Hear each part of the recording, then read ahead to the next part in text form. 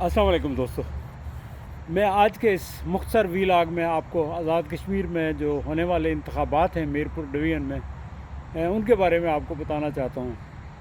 مجھے جو latest report ملی ہیں ان کے مطابق 10 سے 15% جو ہے ٹرن آؤٹ ہوا ہے، اور جہاں دو ہزار لوگ تھے وہاں انہوں نے ٹھپے لگا کے اس کو 4-5 ہزار یا 6 ہزار یا 10 ہزار کر لیا ہے۔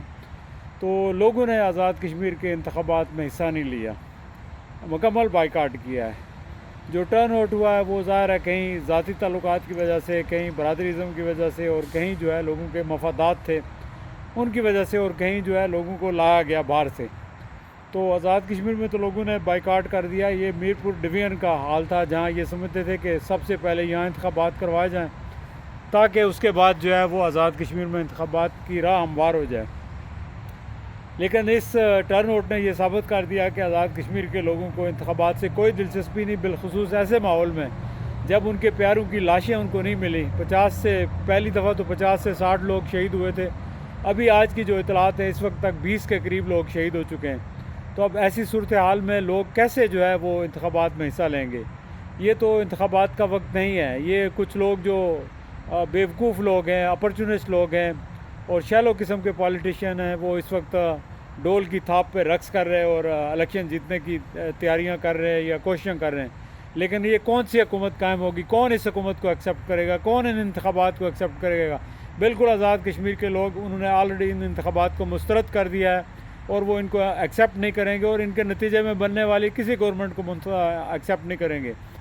ٹھیک ہے، آپ نے پاکستان میں فارم 47 کے ذریعے حکومت بنا لی تھی، پاکستان کے لوگوں نے تسلیم کر لیا، لیکن آزاد کشمیر کے غیور اور بہادر عوام جو ہے کسی جعلی حکومت کو تسلیم نہیں کریں گے۔ وہ ان انتخابات کو تسلیم نہیں کریں گے، اور جب ان کے بھائیوں کا، ان کے بیٹوں کا خون بہا گیا، ناجائز خون، وہ صرف اپنے حقوق کی بات کر رہے تھے، وہ کوئی پاکستان سے علیحدگی کی تحریک نہیں چلا رہے تھے، وہ کوئی خود مختاری کی بات نہیں کر رہے تھے، لیکن یکسر آپ نے جو ان کے ساتھ سلوک کیا، جو ناروا سلوک کیا آپ نے، تو میرا خیال ہے کہ آپ کا یہ ایسا اقدام ہے کہ جس سے قائد اعظم کی روح جو ہے وہ بھی تڑپ رہی ہوگی۔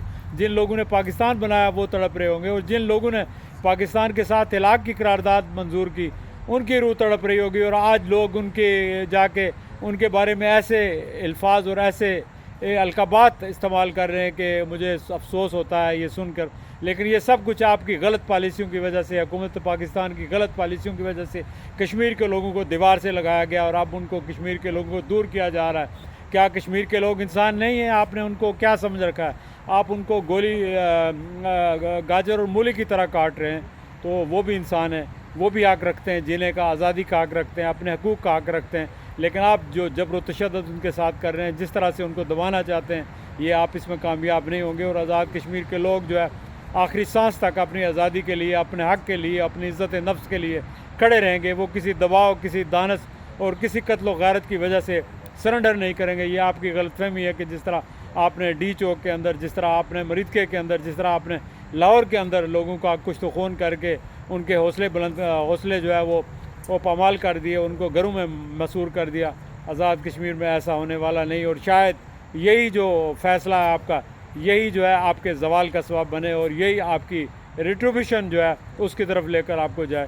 تو آزاد کشمیر کے انتخابات مکمل طور پر جو ہے یکسر لوگوں نے مسترد کر دیے ہیں۔ تو ظاہر ہے مظفر آباد میں بھی، ڈویژن میں بھی کوئی انتخابات لوگ اس میں حصہ نہیں لیں گے، بالخصوص جو راولہ کوٹ میں قتل و غارت ہوا ہے۔ اس قتل و غارت کے بعد تو انتخابات میں حصہ لینے کا اور ان کو کے نتائج کو تسلیم کرنے کا سوال ہی نہیں پیدا ہوتا۔